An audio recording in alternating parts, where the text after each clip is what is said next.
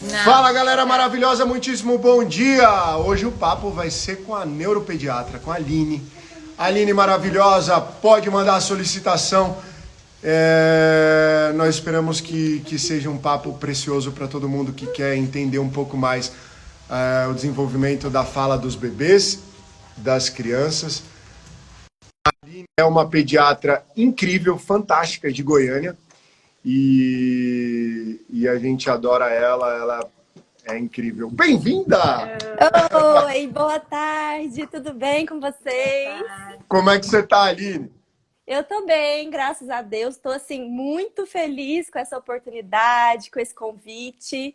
Tá dando certo? Vocês estão conseguindo me ouvir? Perfeitamente bem. Olha quem tá aqui, ó. Ai, lindos! Eles são maravilhosos, os dois, né? São presentes mesmo na vida de vocês, né? Presentes de Deus. Aline, anteontem a gente teve um papo muito bacana com a Thalissa, que é uma fono. Eu postei, só para quem perdeu a outra live, eu postei um stories ou outro com o José, e as pessoas fizeram algumas perguntas. José é autista, ele tem algum problema na fala? Em algum momento também, eu e a Carol, diariamente a gente se questiona. Estamos fazendo tudo possível para todo o desenvolvimento no aspecto geral, amplo do José, que ele está evoluindo, está dando tudo certo. Então, a gente tem essa preocupação e a gente vê que as pessoas têm várias dúvidas. Todas as pessoas têm muitas dúvidas com relação à fala e ficaram com curiosidade, fazendo várias perguntas para o José e contando cada um da sua própria história. Então, ninguém mais, ninguém menos que você para dar aí essa... Deixa eu só virar um pouquinho mais aqui, ó. Eu não consigo olhar. Pensa numa mulher bonita, essa Carol. Linda. A gente botou aqui no sol. É que eu coloquei aqui para ficar uma luz boa, né? Nada. E a Carol não tá enxergando nada. Melhorou um pouquinho? Não. E aí, meu Deus do céu. Tadinha, tá no E agora, sol. se a gente virar aqui assim, ó. Melhorou? Ó um varal. É isso mesmo, é live em Ó um casa, tá varal tudo com as coisas certo. penduradas. Mas é assim mesmo, né? É a Quarentena. nossa casa, é o dia a dia. Não, deixa o varal aí, amor. Não se preocupa, não. Aqui é a vida como ela é. O meu tá bem ali do lado também. Aí, Carol, deixa aí que ele ganha um destaque maior. Ai, meu Deus. Aline, o que você podia dizer antes de qualquer pergunta ou antes de qualquer coisa a respeito do desenvolvimento da fala dos bebês? Eu acho assim que o mais importante que a gente precisa entender é que é um processo.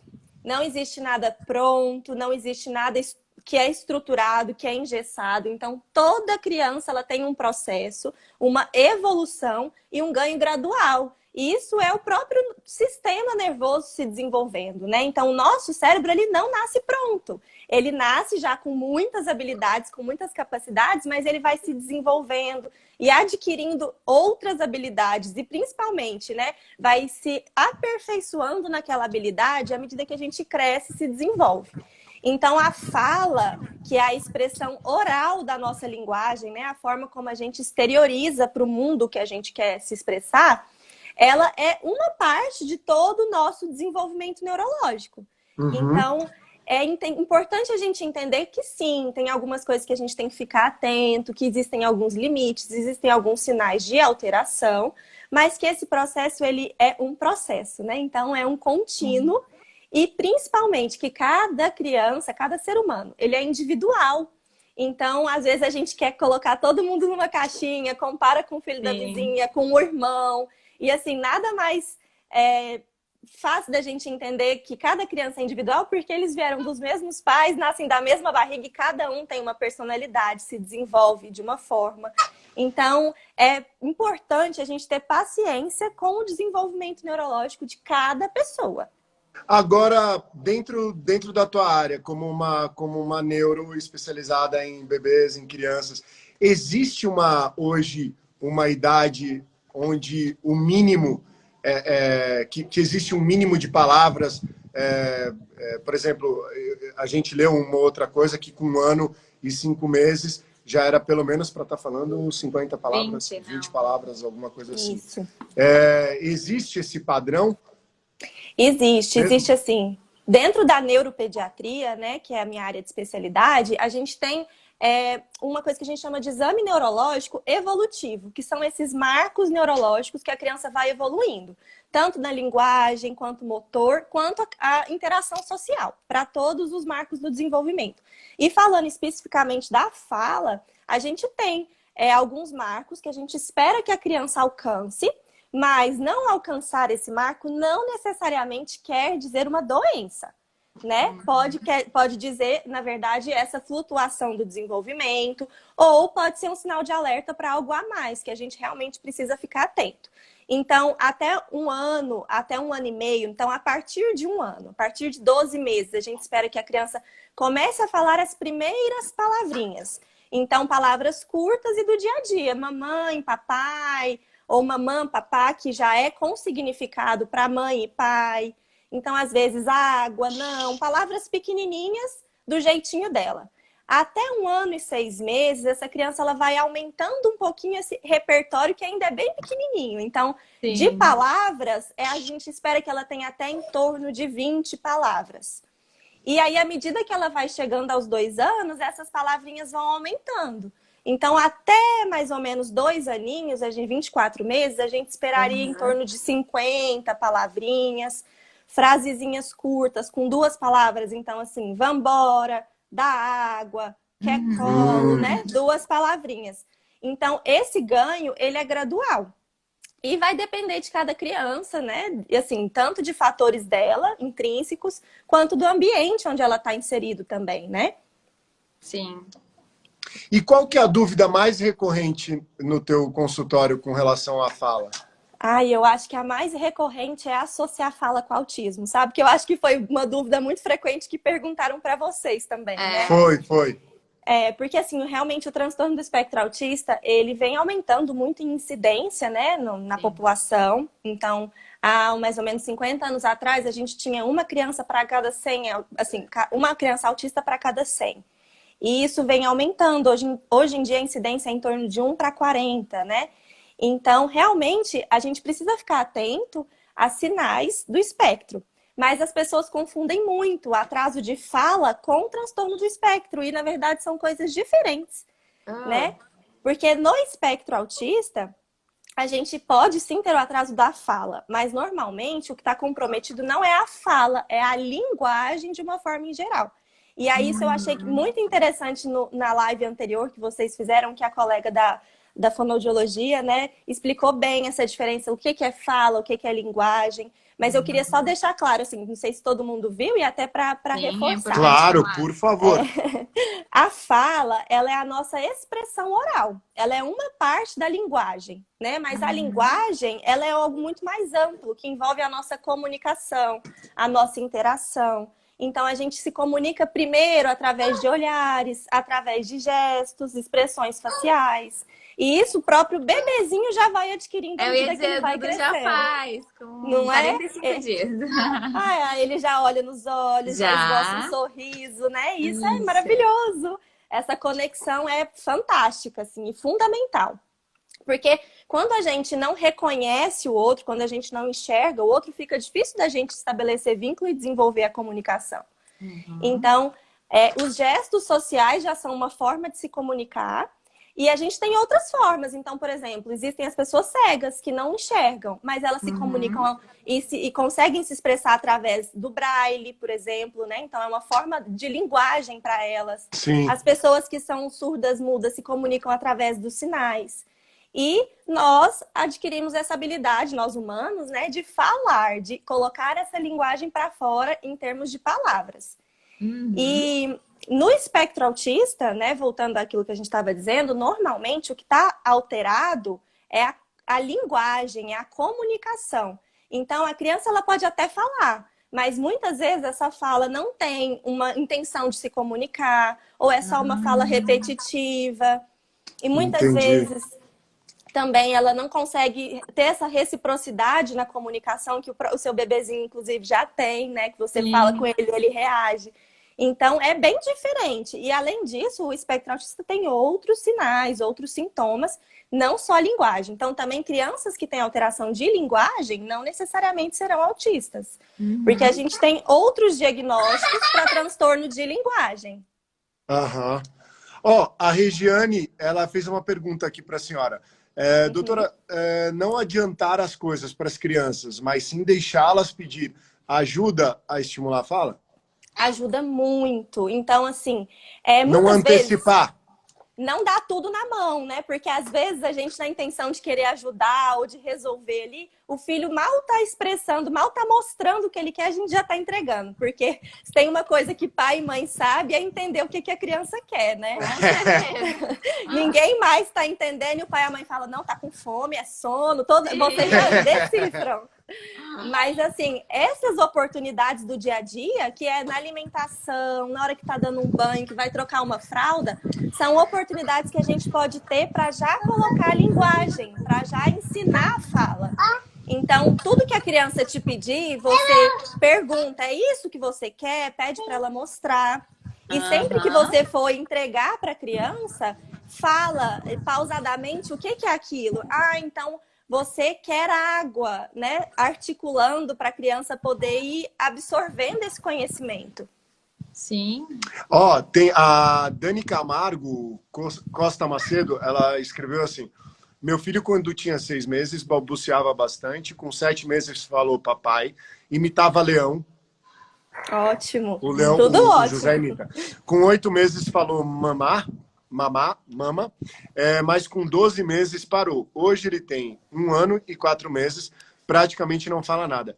Aproveitando, obrigado, Dani, por você colocar a tua dúvida aqui pra gente, porque essa também foi uma dúvida que aconteceu com a gente, né? Explica aí, amor. O José também falava mamãe, papai, se referindo, né, a gente. Uhum. Hoje ele fala, mas não é se referindo a gente. Mas ele Até mas é que ele usa para outras coisas também. Outras coisas ele usa, né? Entendi. Mas é uma forma de comunicação. Mas ele usava especificamente papai para o Júlio, mamá para mim. E vovó, ele chegou a falar, não lembro se ele falou mais alguma outra palavra, mas ele parou completamente. E daí ele aprendia algo novo e ele parava. Foi aí que a gente ficou antenado, né? Opa, tem alguma coisa. E, mas verdade, pelo que a gente entende pelas dúvidas como essa que apareceu agora, que isso pode fazer parte do caminho, exatamente. né? Isso é o processo. Então, assim, para a gente solidificar a informação no nosso cérebro, a gente precisa de repetição. A gente precisa fazer aquilo várias vezes. Eu acho que vocês podem ter visto isso, inclusive, na introdução alimentar. Não é toda fruta que vocês ofereceram para o José que ele aceitou de primeira. Teve verdade. que insistir, teve que oferecer várias vezes. Não queria, ele comia e de repente não parava. E isso é porque é o cérebro dele processando essas informações e criando conexões. Então, assim, isso também acontece na linguagem. Para a criança adquirir mais vocabulário, a gente precisa repetir várias vezes as mesmas palavras e ensinando outras palavras. Porque no tempo daquela criança, aquela informação é solidificada lá, cria um chipzinho lá que fica no cérebro e ela passa para a próxima. Assim, o que não é normal é a criança estacionar, não ter evolução ou começar a regredir, né? Então, assim, adquirir novas palavras, falar uma, ficar um tempo sem falar, começar a falar outra, ficar um tempo sem falar, isso também é do processo. Agora, parar completamente de falar ou começar a regredir, né? Deixar de falar tudo que falava, isso a gente tem que ficar atento mesmo, né? Porque podem ser muitas coisas, mas em geral, é normal essas pausas, essas mudanças de palavrinha. E assim, até vocês disseram que o José agora está se referindo a mamá e papá para mais ou menos tudo, né? E para vocês também. Porque eu acho que na outra live na verdade falaram... tem uma diferença, né? O mamamá é na hora do aperto, eu falo que é para pedir ajuda para alguma coisa, ou tá com sono, ou tá com fome. E o papai para brincar. É uma coisa que ele quer fazer legal, ele fala papá e te chama. E, né? e você vê como isso é instintivo, né? Porque acaba que a mãe é aquela figura acolhedora que vai te ajudar na hora do problema. e o pai pega fogo, olha lá, né? Isso Pegando aí, ó, fogo. tá lá. Então, é uma forma dele se comunicar, dele falar, mãe, olha, agora eu preciso de sua atenção ou de ajuda. Sim. E Por pai, mais que vamos seja para a brincar? vovó ou para alguma outra pessoa, ele se Isso. refere pedindo uma ajuda. E é O despertar da fala, ele é algo... Como que eu faço essa pergunta? Consciente é uma necessidade que desperta essa... Ele passa a ter vontade de falar, necessidade de falar, ou é algo inconsciente que simplesmente vai fluindo? É um pouco dos dois. Então, assim, isso é inato do ser humano. A gente nasce com essa capacidade para ser desenvolvida. Mas nós só desenvolveremos se a gente tiver esse estímulo, se a gente tiver essa coisa nos aguçando ali no dia a dia. Né? Então, por exemplo, tem pessoas, crianças, filhos de pais que são surdos e mudos, que às vezes não convivem com outras pessoas, que podem desenvolver um atraso de fala por não ter uma estimulação, por não ter com quem conversar. Então, é muito importante que sempre tenha no ambiente familiar essa troca. E, na verdade, eu falo que a gente começa a estimular desde dentro da barriga, né? Porque quando você conversa com a sua barriga, quando você fala com o bebê, ele já está criando conexões no cérebro fetal mesmo. Isso Muito já é legal. até comprovado. Sensacional. A Baby Dream tá falando, minha bebê está com 1 ano e 11 meses, ela fala pouco, mas se comunica perfeitamente do jeitinho dela. Incrível. Doutora Ingrid Araújo Aline dando show de informação. E tá mesmo. Pô, eu tô amando isso. Não tenho dúvida que deve estar todo mundo gostando bastante. A Fernandinha Long falou assim, doutora, boa tarde. Pode gerar atraso na fala ou alteração na linguagem? TDAH. Ah, TDAH. Não, as letrinhas são tudo pequeno e fica mexendo. E vai passando rápido, né? E a gente não tem prática, cara, mas eu vou pensar num cara que vai ficar bom nas lives. Não é? Então, o TDAH, ele é um transtorno, né, do neurodesenvolvimento, que é o transtorno de hiperatividade e déficit de atenção. E, sim, eu acho que eu tive, ou tem. Não mas sei, eu não pode cuidei. ser. Não diagnosticado, né? Não diagnosticado. Então, as crianças que têm um TDAH, né, seja hiperativo ou desatento, ou aquela mistura dos sintomas, elas podem sim ter alteração de linguagem. Ter dificuldade de fala, pode principalmente ter dificuldade de leitura e escrita, que também é uma forma de expressão de linguagem. Mas, normalmente, essa criança ela não tem um transtorno primário da fala. O transtorno dela é do desenvolvimento, do comportamento e principalmente da atenção, né? Nessas crianças, o tempo de atenção é muito curtinho. É abaixo do que a gente espera para aquela idade. Então, ela desenvolve os sintomas. As meninas começam a falar antes ou dos meninos? Porque todo mundo ou é mito? Então, isso é um pouco mito, mas já existem alguns estudos, ainda não tem uma comprovação assim 100%, mas já tem alguns estudos de análise funcional cerebral. Então, são alguns exames que eles fazem aquelas ressonâncias e avaliam a função do cérebro. E assim, basicamente, nós seres humanos usamos principalmente o nosso hemisfério esquerdo para se comunicar. Principalmente, né? Porque nós temos 2 hemisférios cerebrais. Mas o hemisfério direito também participa de várias funções da linguagem. Mas o lado esquerdo ele é mais desenvolvido para isso. E o que a gente já observou em alguns estudos é que as mulheres tendem a ter um lado direito também um pouco mais desenvolvido. Então, existe sim alguns estudos que têm dito que as mulheres elas adquirem mais vias de linguagem e comunicação. E eu acho que a gente se comunica mais mesmo, né? Eu acho que sim. Em geral. Olha, a Ângela Maria 900, ela falou assim, meu neto tem 2 anos e não fala nada, ele tenta falar, não consegue, fica nervoso, já tá fazendo acompanhamento médico, eu fico preocupada. Ângela, não fica preocupada, não fique preocupada. Eu vou te falar como pai, como ser humano, como amigo, porque é isso que você é, me seguindo aqui nas redes sociais e prestigiando nossa live. Porque todo ser humano tem suas dificuldades, tem suas limitações, e dentro de cada limitação que cada um tem, ou de alguma habilidade que não desenvolveu na velocidade ou que se desejava, todo mundo tem essa condição de viver feliz. Se ele nesse momento está com essa dificuldade, nesse duelo, Vocês têm que estar juntos e felizes e acompanhando e vibrando com cada pequena lampejo aí de evolução que ele tenha. Fique tranquila, fique tranquila. Isso é o mais importante, porque quando você cria essa base de segurança, de certeza de que as coisas vão evoluir no tempo dela, independente de como for a evolução, Sim. você passa isso para a criança, essa segurança, né, essa conexão, e isso realmente interfere muito no desenvolvimento.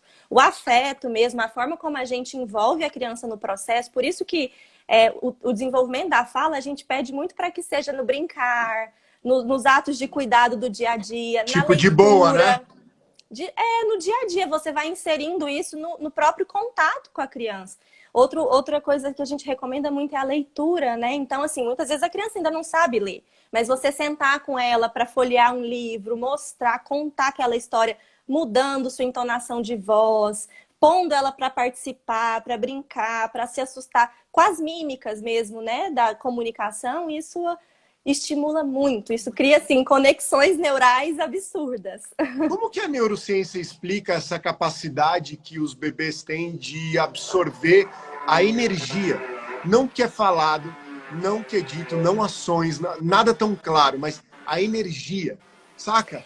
Sim, da casa, do casal. Isso é um assunto que eu adoro, assim, eu confesso que eu tenho tentado estudar isso cada vez mais. E o que a gente já sabe é que a própria conexão, a visão, quando você olha para a criança, quando você às vezes toca na pele, dependendo de como você faz isso, como você transmite essa conexão, isso já vai desencadear uma liberação de vários hormônios que a gente tem no nosso sistema. Principalmente o hormônio da ocitocina, da dopamina, da serotonina, que são os hormônios da conexão, do amor, né? A gente fala que a ocitocina é o famoso hormônio do amor. amor. Então, É isso verdade. realmente, isso cria... A criança sente, a criança ela tá ali através dos sentidos dela. Então, é a visão, é o tato, é o cheiro, é o barulho, é a audição, né? Então, todos esses sentidos são fundamentais no desenvolvimento. Fundamentais. E na criação do vínculo, né? Do amor. Sim, é a coisa mais gostosa, né? Sim. A Infante Desenvolvimento mandou assim: essa dúvida até nos remete sobre as intervenções precoces de estimulação. Ótimo. Se tiver como falar mais sobre isso pra gente. Nossa, é outro assunto que eu adoro. Eu queria até agradecer por ela ter sugerido, porque assim, a intervenção precoce, hoje em dia, é o que a gente tenta mais defender dentro da neurologia, né? Porque o que acontece? Nossa, tô tendo uma reforma aqui em cima, não sei se tá dando para ouvir. Escutou um pouquinho. É reforma, é varal, Nós estamos na quarentena.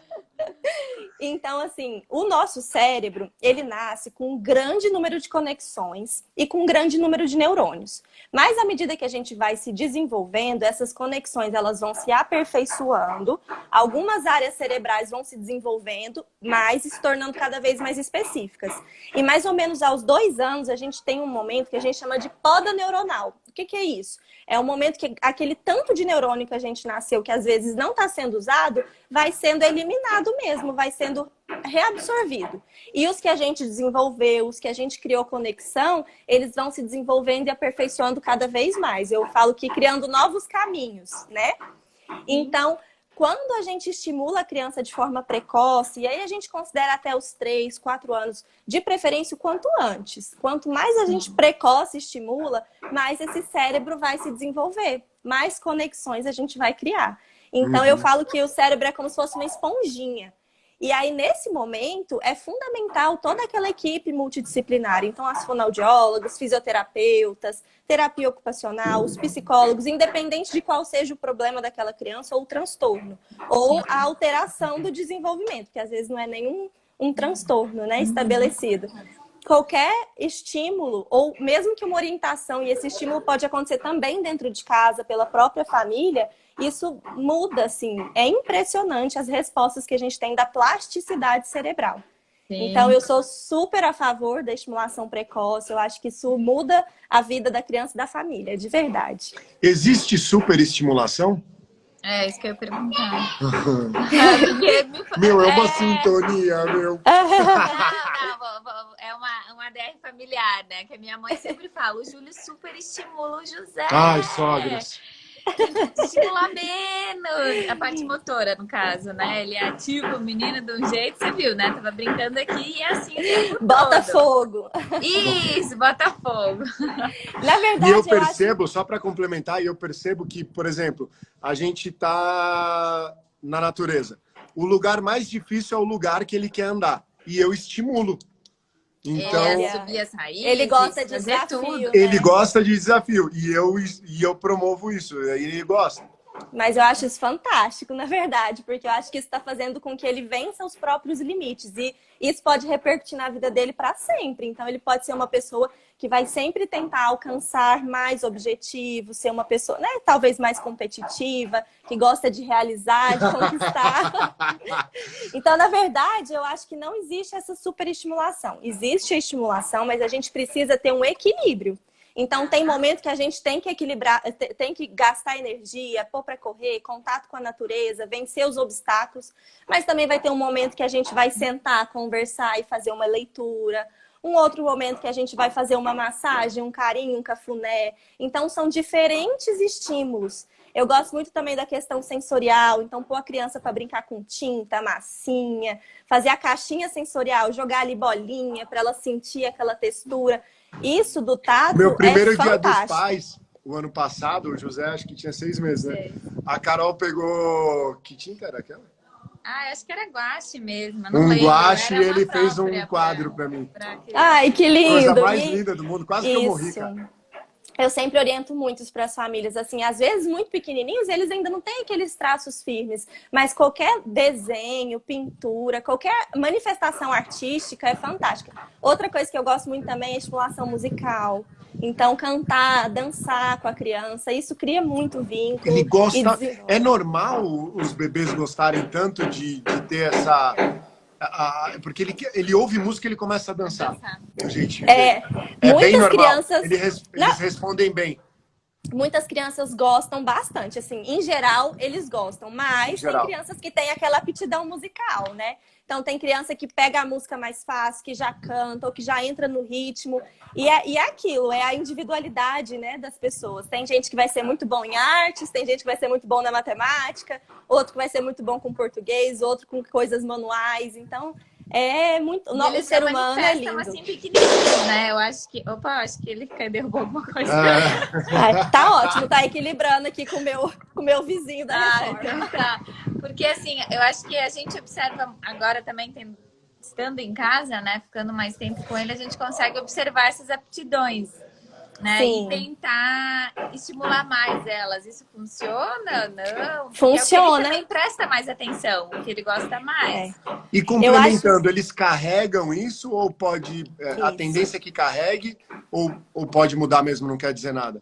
Pode mudar, né? Não necessariamente, mas geralmente quando a gente vê que a criança tem uma aptidão, uma desenvoltura específica para uma determinada área, quanto mais estímulo a gente oferecer, claro que sem aquela cobrança, aquela pressão, aquela necessidade, né? Porque algumas famílias realmente aí vão hipervalorizar aquilo e deixar de estimular outras coisas, e talvez isso pode gerar até uma cobrança, uma ansiedade na criança. E aí a gente vai para outros caminhos. Mas estimular de forma livre, de forma leve, na brincadeira, no lúdico, né? É fantástico. E eles podem carregar assim para a vida toda. Aí a bola, amor, viu? Vamos aproveitar. Não, mas ele tem uma pegadinha com o futebol, eu sinto. O bicho bate uma bola lascada. Eu não consigo ler, eu consegui parar o comentário, estou evoluindo. Mas eu não sei ler o nome dela. É STFNY Reis. CFN Reis. Meu filho tem 3 anos e 4 meses e fala muito pouco. Isso é normal? A fonoaudióloga disse que quando ele fosse para a escola, iria melhorar. Isso é verdade? Então, aos 3 aninhos, a gente já espera que a criança fale mais de 200 palavrinhas e forme frases curtas. Então, frases com 3 palavras. A criança já se reconhece como ela, né? Então, muitas vezes ela já se refere como eu, ou pelo próprio nome, né? Às vezes, assim, por exemplo, José. José quer água, né? Então, isso a gente observa aos 3 aninhos. E a escola é um meio fantástico de estimulação. Mas, se a criança tiver com um repertório limitado, eu acho que é importante, sim, ele estar numa estimulação e principalmente passar por uma avaliação. Porque pode ser um processo natural dele de aquisição da linguagem. Então, a gente realmente tem um retardo na aquisição da linguagem que não necessariamente é um transtorno, é uma variação do que seria esperado. Então, algumas crianças têm esse processo um pouco mais lento de aquisição da linguagem, mas para isso a gente tem que excluir outras causas. Então, a gente exclui alterações auditivas, alterações... Oh. Ó a comunicação. Ótimo. Então a gente tem que... Não é? Doutora. Isso é ótimo. Tá vendo que tá tendo canal de comunicação? Um falha e outro responde. O Diário do Bernardo quer saber que o filho dele nasceu de 7 meses, se isso tem alguma coisa ou não a ver com... porque ele está com 1 ano e 6 meses agora, nasceu de 7 meses, se essa prematuridade ela interferiu na fala, porque ele não fala nada também. A prematuridade, ela pode interferir de algumas formas. Faz o leão pra ti antes dela responder a resposta do Diário Bernardo. Faz leão. Ai, lindo! E o cachorro?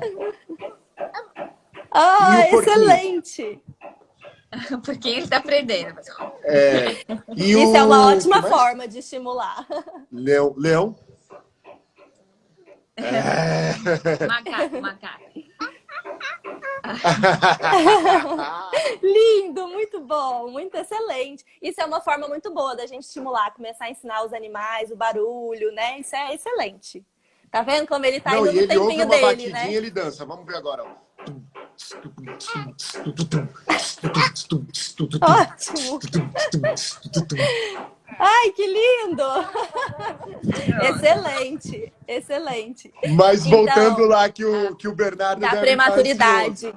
Isso. A prematuridade, por si só, ela pode levar a um atraso do desenvolvimento, sim. Pode. Então, porque o que acontece? A criança ela vai nascer antes do tempo. Então, o cérebro dela vai estar pré-maturo, não vai estar maduro o suficiente. Então, como é um cérebro que está atrasado no processo de amadurecimento, a criança ela vai adquirir os marcos do desenvolvimento também mais tardio.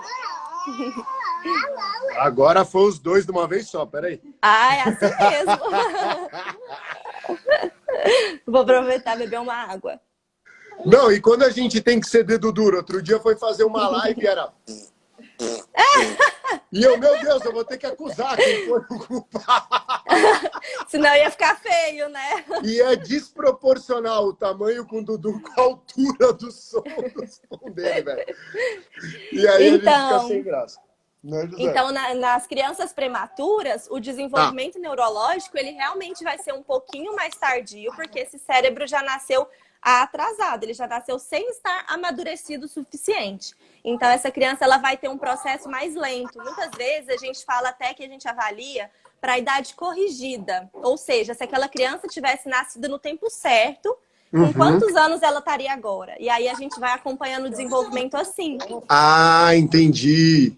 Isso, que às vezes, por exemplo, ele tem 1 ano e 4 meses, mas se ele tivesse não sido prematuro, era para ele estar com 1 ano e 2, por exemplo. Então, a gente vai avaliar o que com 1 ano e 2 ele teria que estar falando. E aí, a gente vai acompanhando. E é muito legal, e eu só queria dar um depoimento pessoal pro Diário de Bernardo, que, assim, eu conheço várias e várias pessoas geniais que nasceram até mesmo com mais cedo ainda do que seu filho. E se tornaram adultos incríveis, assim. Então, não tem nada a ver mesmo, né?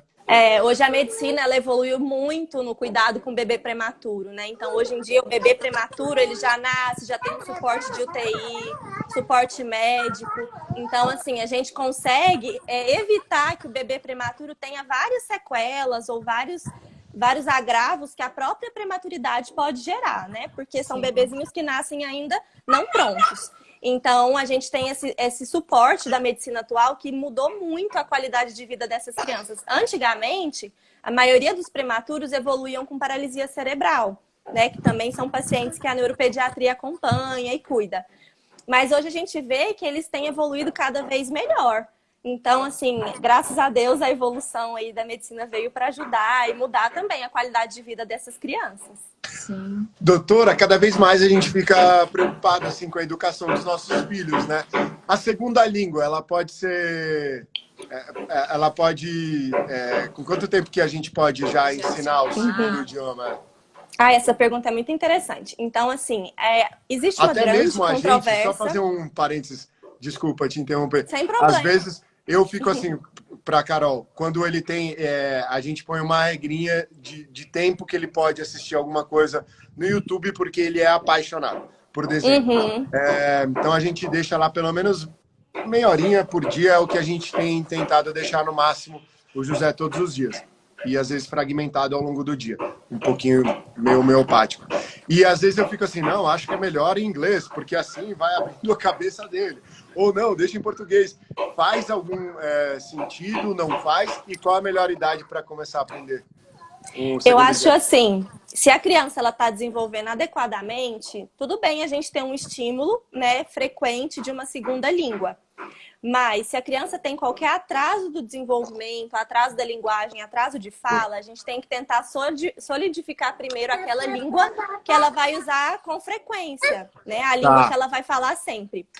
E é muito interessante que, se a criança ela vive numa casa que os pais falam fluentemente aquela língua, ou se são pais de dupla nacionalidade, quanto antes a gente inserir as duas línguas, melhor. Então a gente fala assim que desde que o bebê nasce, para um falar numa língua e o outro falar sempre na outra língua. Porque isso realmente vai fazendo a criança aprender a linguagem das duas nacionalidades. Sim. Isso é bem interessante. Então, só que, caso a criança ela viva num ambiente onde ela só fala o português, né, e a linguagem dela esteja atrasada, daí o ideal é a gente esperar um pouquinho. Vamos primeiro solidificar a língua portuguesa para depois a gente inserir outra língua para ela. Mas quanto antes a gente insere isso no cotidiano da criança, melhor. Melhor. Perguntaram aqui também a questão de colocar na escolinha mais cedo. Quanto mais cedo colocar, melhor é o estímulo, a criança vai ser melhor estimulada? Ou não? Eu acho assim, que a definição de quando essa criança vai para a escola depende muito da realidade da família. Né? Então, às vezes, a família não tem com quem deixar a criança, ou a mãe precisa voltar a trabalhar. E aí, nesse momento, a gente vai ter que levar para uma creche, para uma escola, onde essa criança vai ser bem cuidada. Né? Enquanto a família não conseguir. E aí, nesse momento, é fantástico, porque a criança, sim, vai ter muita estimulação. Mas estar na escola também expõe ela a vários riscos, né? Então, quanto mais pequenininha, tem risco de pegar infecções, viroses, aquelas famosas infecções virais. Então, assim, a idade que a gente sempre orienta, em geral, é por volta dos 3 aninhos. Mas isso depende muito da família. Se a família precisar colocar com 1 ano, vai ser com 1 ano e vai ser fantástico. Agora, as crianças que estão com atraso de linguagem, atraso de fala, muitas vezes, se é uma família muito corrida, que tem pouco tempo, às vezes fica com uma cuidadora que não está estimulando tão legal, aí eu prefiro, às vezes, que até vá para a escola antes. Olha só. Sim. Vai de situação para situação. Cada caso é um caso. Sim. Gente, eu quero agradecer imensamente. São várias as mensagens que eu recebo das pessoas falando que estão assistindo Fina Estampa. Eu fico muito feliz, muito orgulhoso. É um trabalho que me traz muita alegria e satisfação rever meus colegas de trabalho, saber que está todo mundo tendo um momento aí de relax em casa. Então, obrigado por todo mundo que está falando aqui que assiste a novela. A Isilda... Ai, meu Deus do céu. Isilda Debote, acho que é assim. Falar errado para uma criança de 3 anos é normal? Então, isso é uma outra pergunta excelente, né? Que eu acho que cabe 2 discussões. Primeiro, que os pais sempre devem falar de forma certa. Porque às vezes a gente fala erradinho, acha bonitinho. E eu falo assim, até para mim, para pediatra, é difícil. Porque a gente tem mania de falar tudo no diminutivo, né? Paizinho, mamãezinha. Então, assim, o ideal é que a gente sempre fale com a criança da forma correta. Então, a criança falou errado, você não vai brigar, não vai chamar atenção, né? Não vai punir, mas você automaticamente, no mesmo momento, vai falar da forma certa. Sim. Devolve a palavra para ela, falando de forma correta, para aos pouquinhos. Ah, não, o que aconteceu? Meu Deus, ela travou. Voltou. Entrou uma ligação aqui do nada. Então, e isso é importante. Então, a gente falar sempre da forma certa para a criança. Mas é muito comum as crianças trocarem no momento do aprendizado, né, dessa consolidação da fala, trocar algumas letras, engolir algumas sílabas, que é aquilo que a gente fala da fala do Cebolinha, né? Sim. Então, isso a gente chama de dislalia, que é uma característica que a maioria das crianças vão ter até a idade de 4 aninhos. Então, tá passando de 4 anos, aí isso já precisa ser avaliado, porque essa dislalia que era ali do desenvolvimento, ela pode ter outras causas. Então, a criança pode ter uma dificuldade para articular aquela determinada letra, né? Às vezes ter uma alteração da musculatura do rosto, da linguinha, da posição da língua. Ou ela pode ter até uma lesão neurológica, algum nervo acometido que possa estar dificultando. Então, tem outras causas de dislalia que são patológicas e que geralmente a gente só vai diagnosticar lá depois dos 4 aninhos, porque essa criança até lá pode fazer isso sim. Mas lembrando que a gente sempre tem que corrigir quando ela falar errado. Ó, gente, obrigado todo mundo que está enviando perguntas. Nossa ideia é mesmo ler as perguntas de vocês para que a doutora consiga responder. Ó, a Tatiane, ela falou assim, meu filho tem 1 ano e meio, não consigo fazer ele comer frutas, não gosta de pegar, parece que tem nojo, não gosta de se sujar e também não come muito. Isso tem alguma alteração neurológica? Pode ser alguma alteração neurológica? Pode sim e pode não. Depende, né? Então é um sintoma muito inespecífico, mas algumas crianças podem ter alguns distúrbios sensoriais que a gente fala, que é dificuldade para tolerar alguns estímulos sensoriais. Então, tolerar barulho, tolerar texturas, tolerar sabores. Então, isso pode ser, mas pode não ser, pode ser só do desenvolvimento da criança.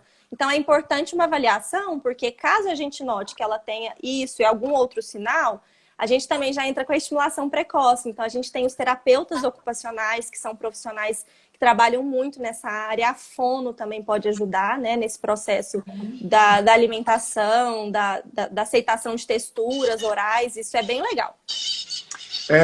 Só falar, tem muita gente que está entrando agora. Eu postei no meu feed ontem, se não me engano, antes de ontem, uma live com uma fono muito legal.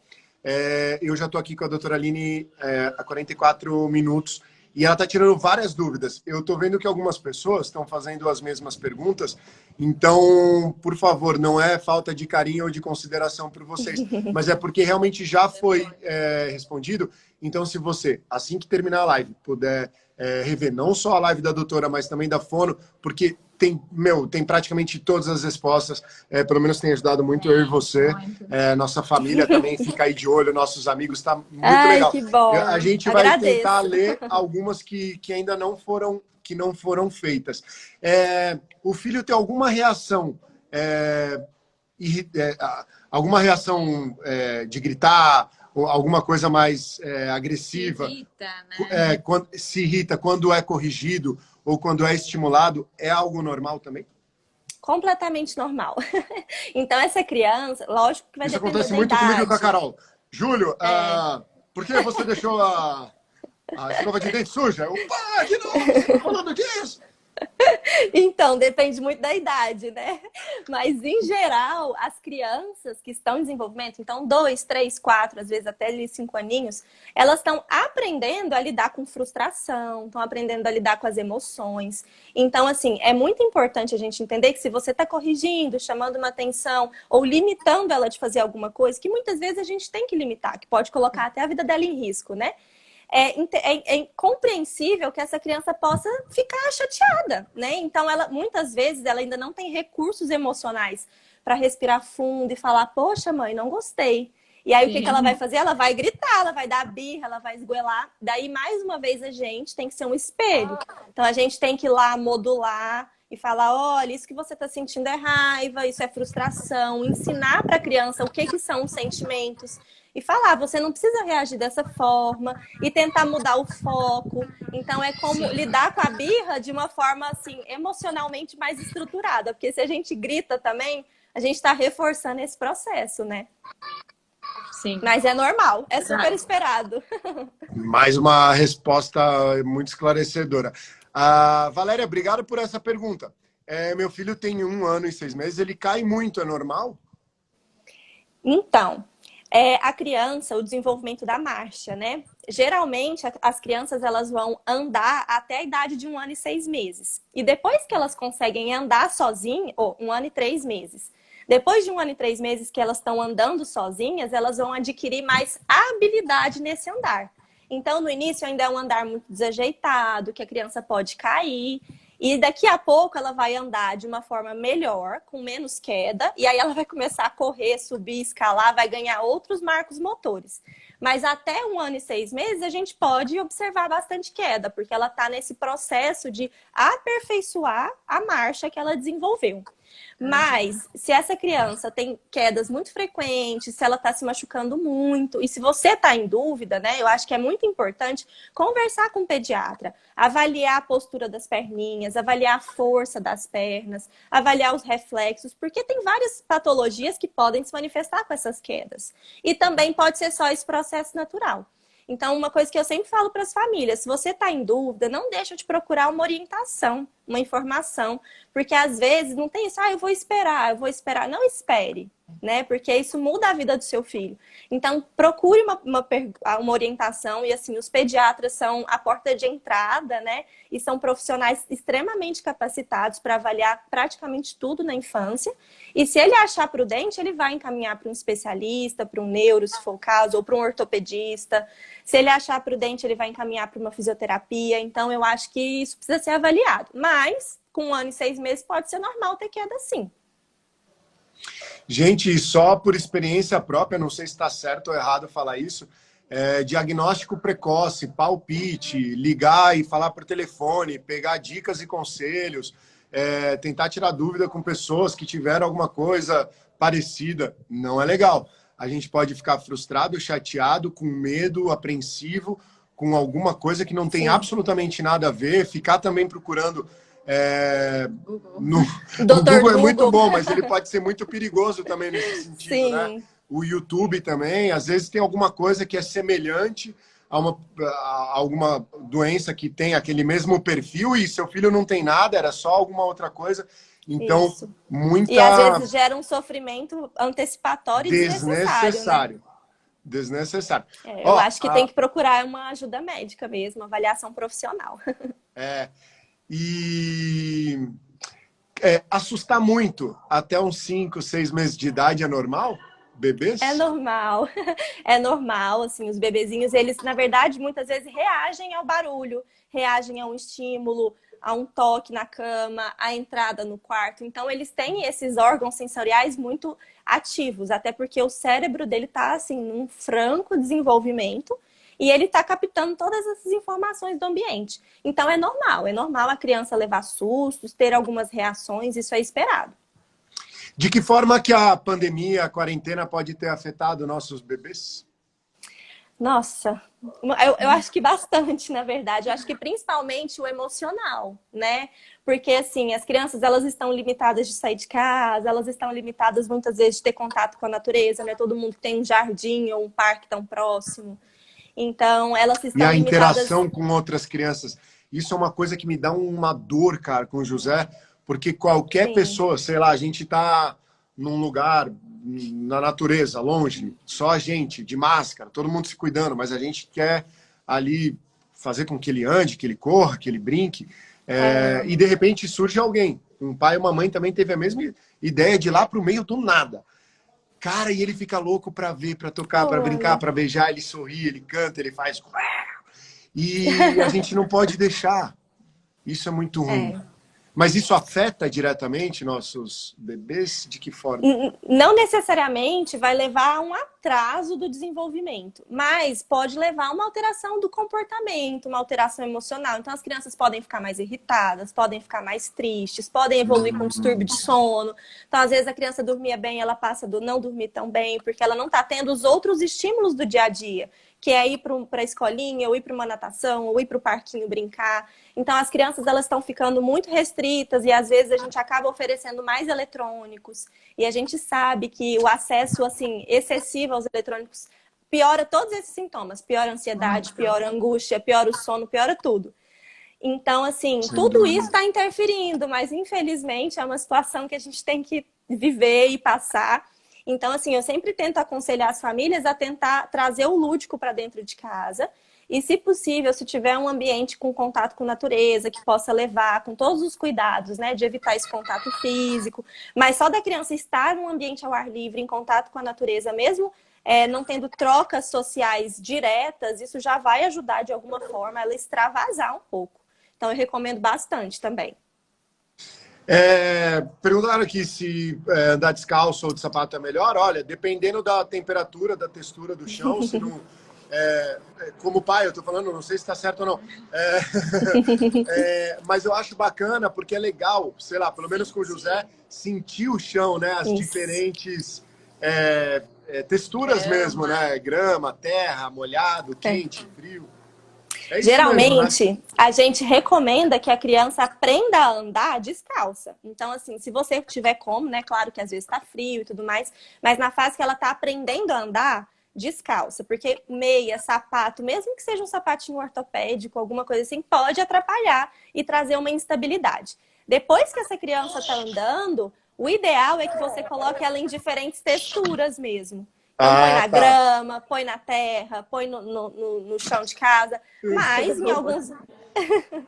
em alguns momentos, sim, a gente vai ter que colocar um calçado, vai pôr um sapato, uma meia, né? Mas, assim, oferecer para a criança essa oportunidade de pôr o pé em diferentes locais. Isso é muito bom. Obrigado, doutora. A Priscila ela acabou de perguntar, doutora, meu filho gosta de brincar, de rodar as coisas. Tem alguma coisa a ver com autismo? Não necessariamente. Então, a gente sabe que o transtorno do espectro autista, as crianças elas podem ter interesses fixos por algumas coisas. E alguns dos autistas gostam de brincar com objetos que giram, ou muitas vezes eles dão atenção para partes do brinquedo. Então, às vezes, ele não necessariamente brinca com o carrinho, mas ele brinca com a roda do carrinho. Mas isso também não é de todo autista, né? Então, mais uma vez, o transtorno do espectro, ele é um espectro muito amplo. Cada criança vai se apresentar de uma forma e esse foco por objetos que giram não necessariamente é alterado, é patológico. Então, assim, dizer só por esse sintoma, não vou conseguir dizer para ela se é ou não. Mas a gente tem que analisar um conjunto de fatores. Mas a gente observa, assim, esse interesse por algo que gira, assim, no espectro autista. Pode acontecer. Meu filho tem 1 ano e 6 meses e, além de não falar quase nada, ele também não aceita aproximação de pessoas de fora de casa. Será autismo? Cristina, obrigado pela pergunta. Não necessariamente também, né? A criança, depois de 1 aninho, ela vai começar a estranhar as pessoas que ela não tem tanto convívio. É normal esse estranhamento, é até parte do desenvolvimento. Mas a gente precisa ver como que é a interação com as outras crianças, como que está a socialização dentro de casa, como que está o contato visual, como que está os outros aspectos da linguagem, não só a fala, né? Então, é um conjunto de coisas que a gente tem que olhar. Mas sim, eu recomendaria uma avaliação para tirar dúvida, com um pediatra primeiro, né? E depois, se for o caso, para um especialista. Eu fico um pouco preocupado, doutora, de verdade. Eu acho que, independente de quais características a gente tenha, o que vai fazer com que a gente... a diferença é que uns vão precisar de um pouco mais de atenção, de um olhar diferente, da nossa sensibilidade mais apurada e tal. Mas eu não vejo nada como um grande problema e que possa trazer algo que possa vir a deixar a gente frustrado, ou triste, ou mal. Então, todas essas dúvidas, todos os questionamentos que vocês têm como pais, eu acho que é legal sempre falar assim, pô, eu não quero... a gente, como pai, a gente não foi em busca de algo na prateleira, de algum lugar. Eu quero assim.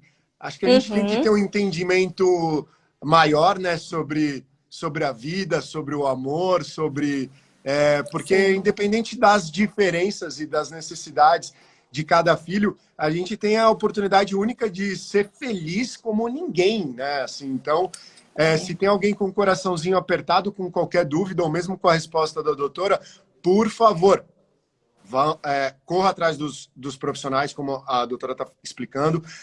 Acho que também a doutora vai ficar muito feliz de, eventualmente, conseguir responder 1, 2 ou 3 perguntas inbox no Instagram dela. Claro, E estou à vamos para disposição. cima, gente. a Elizabeth, ela perguntou assim, meu filho tem 2 anos e eu percebo que o pé dele é torto, é normal? Não, com 2 aninhos a gente normalmente não tem que ter esse pezinho torto, né? Então, se a criança tá com o pé torto, ela precisa sim de uma avaliação. Principalmente aqui, talvez, de um profissional da ortopedia pediátrica, né? Para ver se precisa usar alguma órtese, algum sapato especial, ou se às Ah, vezes algum verdade. caso cirúrgico. Então, precisa de avaliação, sim, né? Melhor não esperar. Ou às vezes a gente tem que ver o que é esse pé torto, né? Às vezes é só uma posição. Então, assim, precisa dessa avaliação para tirar a dúvida, com certeza. Doutora, eu não faço a mínima ideia o que é bebê high need, tipo bebê com grandes necessidades, mas é uma. Ele fala que é uma teoria de um médico americano, bebê high need, bebês de altas demandas. O que é esse conceito aí? Então, geralmente são crianças que necessitam de uma grande quantidade de estímulo frequente. Geralmente são crianças um pouco mais aceleradas, um pouco mais agitadas, que podem ter distúrbio de sono. E não necessariamente os bebês high need, eles serão alterações patológicas, né? Eles podem sim ser o prenúncio de alguma coisa, como pode não ter nada a ver. Então, a gente, hoje em dia, eles, assim, dentro dessa tentativa de classificar as coisas, algumas crianças que têm uma demanda maior de atenção, de estímulo, eles chamam disso. Mas não é uma demanda necessariamente porque a criança tem um atraso. A criança ela está sempre tendo uma necessidade frequente durante o dia de estar sendo estimulada. Tá. A Elizabeth, doutora, ela falou que o filho tem dois. Ai, meu Deus do céu. Mas eu lembro. Ela falou que o filho tá com 2 anos, ela foi no ortopedista, o pezinho tá torto, e o ortopedista falou para esperar mais 6 meses. É isso mesmo? Bom, aí eu não sei exatamente qual que é a causa da alteração do pezinho, né? Mas eu também não sei por que ele pediu para esperar. Se ele pediu para esperar para fazer um procedimento cirúrgico, ou se ele pediu para esperar e nesse processo estar na fisioterapia. Aí eu acho que ela precisaria ver direitinho com ele, né? E a gente ter certeza do que é a alteração do pezinho que ele tem, para a gente poder conseguir ajudar. Frente a qualquer insegurança ou falta de entendimento ou de uma, sei lá, de simpatia com os médicos, eu nunca fui contra uma segunda opinião, terceira opinião. Na verdade, eu acho que isso é um né? direito nosso. Isso é um direito nosso. Não necessariamente a gente tem que aceitar aquela informação que aquele profissional trouxe. Então, assim, a gente tem o direito de buscar várias informações de profissionais diferentes quantas vezes a gente quiser. Eu acho que essa pluralidade, ela pode, inclusive, auxiliar no diagnóstico, no tratamento, na estimulação da criança. Então, assim, ninguém tem que ficar ofendido por uma segunda opinião. Muito pelo contrário, isso é um direito nosso, né? Para qualquer pessoa. Se ela está com dúvida, eu acho que ela precisa, sim, de uma avaliação. Doutora do céu, eu vi aqui que já deu 1 hora. Eu já vou me despedir porque eu quero tentar aqui mais uma outra resposta sua. Muitíssimo obrigado. O seu trabalho é incrível. Você é maravilhosa. Eu tenho inveja de onde você mora. Você mora no Goiás. Meu Deus, que coisa gostosa. Obrigado por cada segundinho que você deu aí a todos os nossos seguidores. Espero que vocês possam seguir o trabalho dessa jovem e promissora médica neuro lá de Goiânia. Carol, se quiser aí mandar um beijo para ela especial também. Sim, nossa, muito esclarecedor. Eu, como mãe, aqui estou bem feliz. A gente conseguiu tirar bastante dúvida. Eu acredito que também algumas mães e pais, né? Que eu fiquei surpresa que tiveram pais também. Tem alguma e eu queria muito agradecer. Queria muito agradecer a oportunidade, essa troca que a gente teve aqui, que a gente conseguir levar um pouquinho de informação, tirar dúvida, né? Porque eu acho que isso realmente só acrescenta para o trabalho de todo mundo e para a vida das pessoas. Então, eu queria agradecer demais a oportunidade que vocês me ofereceram também. Eu vou aproveitar. A Jéssica Munhoz, ela falou assim, meu filho, ele às vezes quando fica nervoso, faz uns tiques com as mãos, como se fosse uma tremidinha. Ele tem 1 ano e 4 meses. Então, isso pode ser diferentes coisas. Então, nesse momento de pandemia, de ansiedade, que as crianças estão muito reclusas, muitas vezes elas expressam a ansiedade em formas de tiques motores. A gente tem que avaliar esse movimento para ter certeza se isso é um tique, né, que pode passar e na maioria das vezes não vai ter outras repercussões, ou se isso é um movimento repetitivo que a gente chama de uma estereotipia, que seria uma outra alteração de movimento. e que a estereotipia pode também estar relacionada só com a ansiedade, com o estresse, o nervosismo, ou também pode estar relacionado com outros transtornos do desenvolvimento. Então, a gente tem que analisar esse movimento, observar o movimento e tentar contextualizar ele no desenvolvimento da criança. Ó, a Lucy Veras falou A última. A Lucy Veras, a última perguntinha aqui. Meu filho necessita que alguém brinque com ele o dia todo. Se deixar, não faço nada. E isso em geral. Toda vez ele me chama para brincar e ele brinca sozinho, mas por pouco tempo. Vai depender muito da idade da criança, né? Então, a criança... Até os 2 anos é normal, né? É completamente normal as crianças de 2, 3 anos terem essa necessidade de estar sempre com alguém brincando com elas. E, na verdade, o que a gente tem que olhar é o tempo de qualidade que a gente oferece para essa criança. Então, às vezes, se a gente senta e brinca ali com ela realmente meia horinha, dedicando toda a nossa atenção para aquele momento, aquilo supre uma necessidade, uma carência que a criança tem, e isso cria outros vínculos e até uma sensação de segurança, de independência. E, às vezes, essa necessidade pode até diminuir. Né? Então, você pode conseguir fazer outras coisas. Então, eu acho assim, eu sempre recomendo para as famílias ter tempo de qualidade com as crianças, em tudo que for fazer. Então, sempre que você estiver com seu filho, esteja com ele, né? Porque, às vezes, a gente está com a criança, está no telefone, está no WhatsApp, está resolvendo conta, definindo a comida e fazendo muitas coisas ao mesmo tempo. E isso gera, assim, uma carência, uma frustração na criança. Então, é muito importante a gente tentar estabelecer essa rotina de ter tempo de qualidade. Sim. E isso pode interferir muito na forma que o seu filho brinca e na forma como ele está sempre pedindo sua atenção. Ó, o José tá quebrando a casa, eu vou ajudá-lo, eu irei ajudá-lo com muito prazer. Ai, muito beijo obrigada. Para todo mundo. Obrigada. Um beijo para todo mundo e parabéns a todos os papais e mamães que receberam a bênção de ter seus filhos, cada um com as suas características. A chance que a gente ganha é divina de vivenciar o verdadeiro amor e construir essa obra mais perfeita nossa aqui na passagem que a gente tem pela Terra, que é a construção da família, né? Então, um beijo bem grande. Obrigado, doutora. Muito obrigada. Eu vou te ligar em breve para a gente falar mais. Combinado. Estamos com várias ideias. Estou à disposição. Obrigado, gente.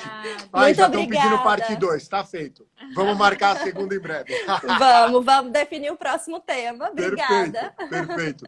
Tchau. Beijo, tchau. Tchau. Bom dia para vocês. Beijo, galera!